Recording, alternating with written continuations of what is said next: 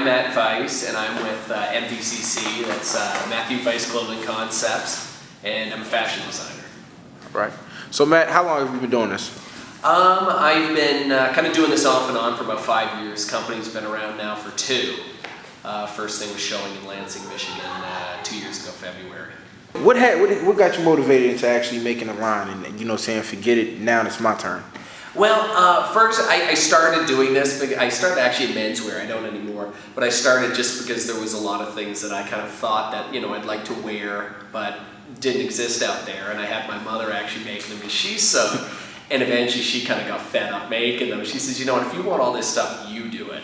And so she gave me an old sewing machine. She kind of taught me the basics, and off I went. And in like 6 months, I was making jackets, and she was kind of like, I don't have anything left to teach you. And I caught the bug, and that was probably about 7 years ago.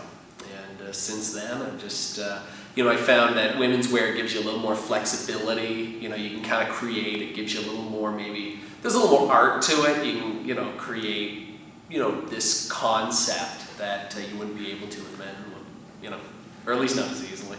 What is it that you're trying to get across with your line? Well, my line is, it's kind of taking Japanese streetwear with some historical elements and taking them through a lens of European tailoring. And it's a lot of it also, there's a lot of self-expression in it. And it's not any specific thing, but it's a need to create.